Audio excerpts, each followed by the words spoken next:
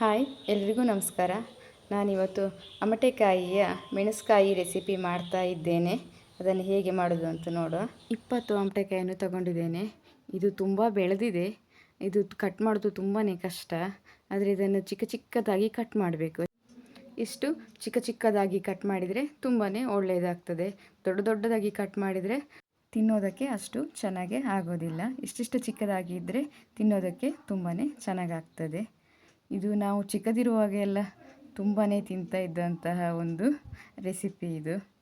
ಹಾಗೆ ಇದಕ್ಕೆ ಏನೆಲ್ಲ ಬೇಕು ಇಂಗ್ರೀಡಿಯೆಂಟ್ಸ್ ಅಂತ ನೋಡುವ. ನಾನು ಇದಕ್ಕೆ ಒಂದು 8 ರಿಂದ 9 ಆಗುವಷ್ಟು ಬ್ಯಾಡಗಿ ಮೆಣಸಿನಕಾಯಿಯನ್ನು ಹಾಕಿದ್ದೇನೆ. ಹಾಗೆ 1/4 ಸ್ಪೂನ್ ಆಗುವಷ್ಟು ಕೊತ್ತಂಬರಿ, 10 ರಿಂದ 12 ಮೆಂತ್ಯ, 1/4 ಸ್ಪೂನ್ ಆಗುವಷ್ಟು ಅರಶಿನ, ಇಷ್ಟನ್ನು ಹಾಕಿ ಚೆನ್ನಾಗಿ ಪೇಸ್ಟ್ ಮಾಡಿ, ಚೆನ್ನಾಗಿ ಸಣ್ಣ ಜಾರಿಗೆ ಹಾಕಿ ಚೆನ್ನಾಗಿ ಇದನ್ನು ರುಬ್ಬಿ ತೆಗೆದಿಟ್ಕೊಂಡ್ರೆ ಆಯಿತು. ಇದಕ್ಕೆ ಬೇರೆ ಏನು ಹಾಕಿ ರುಬ್ಬಲಿಕ್ಕೆ ಇಲ್ಲ, ಸ್ವಲ್ಪ ನೀರು ಹಾಕಿ ರುಬ್ಬಿದರೆ ಆಯಿತು. ಇದಕ್ಕೆ ಬೇರೆ ಏನೆಲ್ಲ ಬೇಕು ಸಾಮಗ್ರಿಗಳಂತ ನೋಡುವ. ರುಬ್ಬಿ ಇಟ್ಟುಕೊಂಡಿರುವಂತಹ ಮಸಾಲೆ, ಹಾಗೆ 1 ಕಪ್ನಷ್ಟು ಬೆಲ್ಲ, ಹಾಗೆ ಕಟ್ ಮಾಡಿ ಇಟ್ಟುಕೊಂಡಿರುವಂತಹ ಅಮಟೆಕಾಯಿ, ರುಚಿಗೆ ತಕ್ಕಷ್ಟು ಉಪ್ಪು.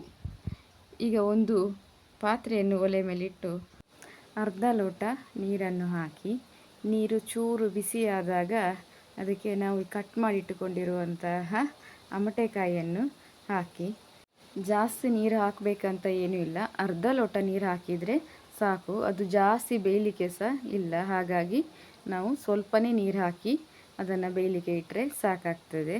ಅದಕ್ಕೆ ಉಪ್ಪನ್ನು ಹಾಕಿ, ಸ್ವಲ್ಪ ಉಪ್ಪು ಹಾಕಿ ನಾವು ರುಚಿಗೆ ತಕ್ಕಷ್ಟು ಉಪ್ಪನ್ನು ಹಾಕಿ ಚೆನ್ನಾಗಿ ಮಿಕ್ಸ್ ಮಾಡಿ ಅದನ್ನು ನಾವು ಲಿಡ್ಡನ್ನು ಕ್ಲೋಸ್ ಮಾಡಿ ಬೇಯಲಿಕ್ಕೆ ಬಿಡಬೇಕು. ಒಂದು 3 ರಿಂದ 4 ನಿಮಿಷ ಆಗುವಷ್ಟು ಬೇಯಿಸಿದರೆ ಸಾಕಾಗ್ತದೆ. ಈಗ ನಾವು ಬೆಂದಿದ್ದು ಸಾಕು ಅಂತ ಹೇಳಿ ಚೆಕ್ ಮಾಡುವ. ಈಗ ಸಾಕು ಅಂತ ಕಾಣಿಸ್ತದೆ ಬೆಂದಿರೋದು. ಇಷ್ಟು ಬೆಂದರೆ ಈ ಒಂದು ರೆಸಿಪಿ ನಮ್ಮ ಮನೆಯಲ್ಲಿ ಎಲ್ಲರಿಗೂ ತುಂಬಾ ಇಷ್ಟ. ಹಾಗೆ ಈ ಒಂದು ಅಮಟೆಕಾಯಿ ಸೀಸನ್ ಬಂದಾಗ ನಮ್ಮ ಮನೆಯಲ್ಲಿ 2 ಅಥವಾ 3 ಸತಿ ಮಾಡಿಯೇ ಮಾಡ್ತೇವೆ. ಹಾಗೆ ಇದಕ್ಕೆ ನಾವು ಈಗ ರುಬ್ಬಿರುವ ಮಸಾಲೆಯನ್ನು ಹಾಕುವ. ರುಬ್ಬಿರೋ ಮಸಾಲೆಯನ್ನು ಹಾಕಿ ಚೆನ್ನಾಗಿ ಇದನ್ನು ಮಿಕ್ಸ್ ಮಾಡಬೇಕು. ಇದು ತಿನ್ನಲಿಕ್ಕೆ ತುಂಬಾ ರುಚಿಯಾಗಿ ಇರ್ತದೆ. ಹುಳಿ ಖಾರ ಹಾಗೆ ಸಿಹಿ ಸಿಹಿಯಾಗಿ ತುಂಬಾ ಚೆನ್ನಾಗಿ ಅನ್ನಿಸ್ತದೆ ತಿನ್ನಲಿಕ್ಕೆ. ಇದನ್ನು ನಾವು 20 ರಿಂದ 25 ದಿನದವರೆಗೆ ನಾವು ಇದನ್ನು ಸ್ಟೋರ್ ಮಾಡಿ ಇಡ್ಬೋದು. ಯಾವುದಾದ್ರೂ ಒಂದು ಬಾಕ್ಸಿಗ ಇಲ್ಲ ಗ್ಲಾಸ್ ಜಾರಿಗ ಯಾವುದಕ್ಕಾದರೂ ಹಾಕಿ ನಾವು ಇದನ್ನು ಸ್ಟೋರ್ ಮಾಡಿ ಇಡ್ಬೋದು. ಫ್ರಿಜ್ಜಲ್ಲಿ ಇಡಬೇಕು ಅಂತ ಏನಿಲ್ಲ, ಹೊರಗೆ ಸಹ ಇಡ್ಬೋದು. ಮಸಾಲೆ ಕಡೆದಿರುವ ನೀರನ್ನು ಸೇರಿಸಿ ನಾವು ಚೆನ್ನಾಗಿ ಮಿಕ್ಸ್ ಮಾಡುವ. ನಂತರ ಅದಕ್ಕೆ ನಾವು ಬೆಲ್ಲವನ್ನು ಹಾಕುವ. ನಾನೀಗ ಇಷ್ಟು ಬೆಲ್ಲ ತೆಗೆದುಕೊಂಡಿದ್ದೇನೆ, ಆದರೆ ಇಷ್ಟು ಬೆಲ್ಲ ಬೇಕು ಅಂತ ಏನಿಲ್ಲ, ಸ್ವಲ್ಪ ಹಾಕಿ ನೋಡುವ. ನಮಗೆ ಸಿಹಿ ಎಷ್ಟು ಬೇಕು ಅಂತ ನೋಡಿ ಬೆಲ್ಲವನ್ನು ಸೇರಿಸೋದು. ಸ್ವಲ್ಪ ಸಿಹಿ ಬೇಕಿದ್ರೆ ಸ್ವಲ್ಪ ಹಾಕ್ಬೋದು, ಜಾಸ್ತಿ ಬೇಕಿದ್ರೆ ಜಾಸ್ತಿ ಹಾಕ್ಬೋದು. ಆದರೆ ಇದು ಹುಳಿ ಜಾಸ್ತಿ ಇರೋದ್ರಿಂದ ನಮಗೆ ಜಾಸ್ತಿ ಸಿಹಿ ಇದ್ದರೆ ಚೆನ್ನಾಗೇ ಆಗ್ತದೆ ತಿನ್ನಲಿಕ್ಕೆ, ಇಲ್ಲಾಂದರೆ ತುಂಬ ಹುಳಿ ಹುಳಿಯೇ ಆಗ್ತದೆ.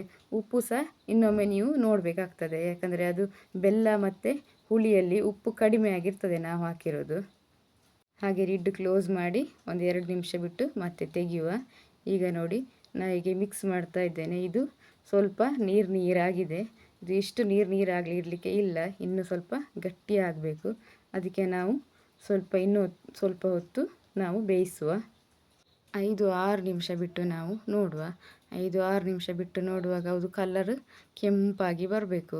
ಕೆಂಪಾಗಿ ಹಾಗೆ ಗ್ರೇವಿ ಎಲ್ಲ ಫುಲ್ಲು ಗಟ್ಟಿಯಾಗಿ ಬರಬೇಕು. ಈಗ ನೋಡುವ. ಈಗ ನೋಡಿ, ಫುಲ್ಲು ಕಲರ್ ಕೆಂಪಾಗಿ ಹಾಗೆ ಗ್ರೇವಿ ಗಟ್ಟಿಯಾಗಿದೆ.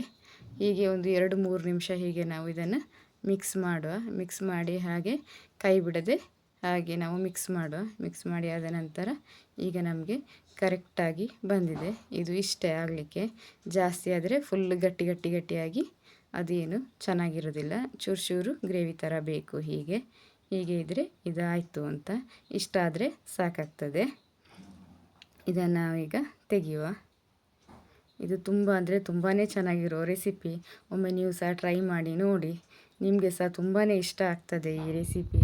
ನಾವು ಚಿಕ್ಕದಿರುವಾಗ ತುಂಬ ಅಂದರೆ ತುಂಬಾ ತಿಂದಿರುವ ರೆಸಿಪಿ ಇದು. ಈ ರೆಸಿಪಿ ಭೂಮಿ ಹುಣ್ಣಿಮೆ ಟೈಮಿಗೆ ಜಾಸ್ತಿ ಮಾಡುವಂತಹ ರೆಸಿಪಿ ಇದು. ನಮ್ಮ ಅಜ್ಜಿ ಮನೆಯಲ್ಲಿ ಎಲ್ಲ 3 kg 4 kg ಆಗುವಷ್ಟು ಈ ಅಮಟೆಕಾಯಿಯನ್ನು ತಂದು ಮಾಡ್ತಾಯಿದ್ರು ರೆಸಿಪಿನ. ಆವಾಗೆಲ್ಲ ನಾವು ಚಿಕ್ಕದಿರುವಾಗೆಲ್ಲ ನಮಗೆ ತುಂಬಾ ಇಷ್ಟ ಈ ರೆಸಿಪಿ. ಅವರು ಮಾಡಿ ಒಂದು ಮಡಕೆಯಲ್ಲಿ ಸ್ಟೋರ್ ಮಾಡಿ ಇಡ್ತಾಯಿದ್ರು. ಅದು ಕೂಲಾಗಿ ಇರುವಾಗ ನಮಗೆ ಯಾವಾಗ ಬೇಕಾದರೆ ಆವಾಗ ಹೋಗಿ ತಿನ್ಬೋದು. ಅಷ್ಟು ಒಂದು ಇಷ್ಟಪಟ್ಟಂಥ ರೆಸಿಪಿ ಇದು. ಹಾಗೆ ಇವತ್ತು ಅಷ್ಟಮಿ, ಹಾಗಾಗಿ ನಾವು ಮನೆಯಲ್ಲಿ ಬಾಳೆ ಎಲೆ ಕಡುಬನ್ನು ಮಾಡಿದ್ವಿ. ಹಾಗೆ ಅಷ್ಟಮಿಯಲ್ಲಿ ನಾವು ತುಂಬಾ ರೆಸಿಪಿ ಮಾಡಿದ್ವಿ. ಹಾಗೆ ಯಾವುದನ್ನು ಎಲ್ಲದನ್ನು ತೋರಿಸ್ಲಿಕ್ಕೆ ಆಗಲಿಲ್ಲ. ಹಾಗೆ ಬಾಳೆ ಎಲೆ ಕಡುಬನ್ನು ಮಾಡಿದ್ವಿ. ಅದನ್ನೊಂದು ಜಸ್ಟ್ ತೋರಿಸುವ ಅಂತ ಅಷ್ಟೇ. ಬಾಳೆ ಎಲೆ ಕಡುಬನ್ನು ನಾವು ಎರಡೂ ಸೈಡನ್ನು ಕಟ್ಟಿ ಬಾಳೆ ಎಲೆ ಕಡುಬು ಮಾಡ್ತಾರಲ್ಲ, ಎಲ್ರಿಗೂ ಗೊತ್ತಿರುತ್ತೆ ಸಾಮಾನ್ಯವಾಗಿ ಈ ರೆಸಿಪಿ. ಎಲ್ಲರ ಮನೆಯಲ್ಲೂ ಮಾಡುವಂಥದ್ದೇ ರೆಸಿಪಿ. ನಾನು ಇದನ್ನು ಸುಮ್ಮನೆ ಕಟ್ ಮಾಡಿ ತೋರಿಸ್ತಾ ಇದ್ದೇನೆ. ಈಗ ಬಾಳೆ ಎಲೆ ಸಿಗೋದು ತುಂಬಾ ಕಷ್ಟ. ಹಾಗೆ ನಮಗೆ ಈ ವರ್ಷ ಸ್ವಲ್ಪ ಸಿಕ್ಕಿತು. ಹಾಗೆ ಬಾಳೆ ಎಲೆಯಲ್ಲಿ ಕಡುಬು ಮಾಡಿರೋದು. ಅಷ್ಟಮಿಗೆ ಯಾವಾಗಲೂ ಸಹ ಬಾಳೆ ಎಲೆ ಕಡುಬನ್ನು ನಾವು ಮಾಡ್ತೇವೆ. ಹಾಗೆ ಈ ವರ್ಷ ಆದರೆ ನಮಗೆ ಎಲೆ ಸ್ವಲ್ಪ ಜಾಸ್ತಿ ಸಿಗಲಿಲ್ಲ, ಸ್ವಲ್ಪನೇ ಸಿಕ್ಕಿರೋದು. ಹಾಗೆ ಸ್ವಲ್ಪ ಸಿಕ್ಕಿದ್ರಲ್ಲಿ ಯಾಕೆ ಸುಮ್ಮನೆ ಬಿಡೋದು ಅಂತ ಅದರಲ್ಲೇ ಸಹ ಸ್ವಲ್ಪನೇ ಮಾಡಿರೋದು. ಹಾಗಾಗಿ ನಾನು ಅದನ್ನು ರೆಸಿಪಿ ಹಾಕಲಿಲ್ಲ. ಹಾಗೆ ಅಮಟೆಕಾಯಿ ಪಲ್ಯವನ್ನು ಮಾಡಿ ನಿಮಗೆ ಸಹ ಇಷ್ಟ ಆಗುತ್ತೆ. ಹಾಗೆ ನಮಗೆ ಸಪೋರ್ಟ್ ಮಾಡಿ, ಪ್ಲೀಸ್ ಸಬ್ಸ್ಕ್ರೈಬ್ ಮಾಡಿ. ಹಾಗೆ ಸೈಡಲ್ಲಿರುವ ಬೆಲ್ ಬಟನನ್ನು ಪ್ರೆಸ್ ಮಾಡಿ. ಅಷ್ಟಮಿಗೆ ಯಾವೆಲ್ಲ ರೆಸಿಪಿ ಮಾಡಿದ್ದೆ ಅಂತ ನೋಡೋಣ.